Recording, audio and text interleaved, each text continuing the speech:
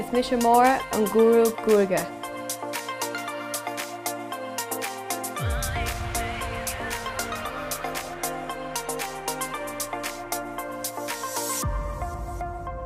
Inmh ham chun spáintíomh conas an Fishtail Braid a dhéanamh. Fiochann seo go híomhann a bhíonn na Gruaig míthleachmhar, mar sin is bheith é chahabh an lár fad.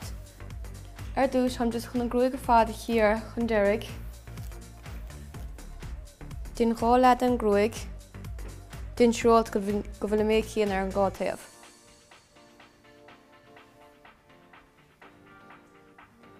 So tóg pís beag ón taobh sa, an taobh mo. Tuairteach líon pís eile. Má chéan an taobh eile. Dín siúlt go bhfuil tú bear an gátaobh deas láidir.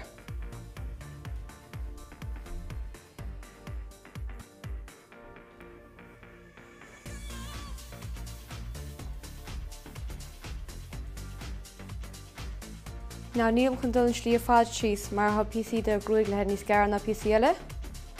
So ran seach le elastic. PC beag spray.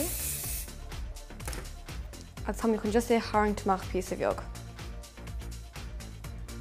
Dín sé seo bhd níos bóga timp an agus gacha anmad.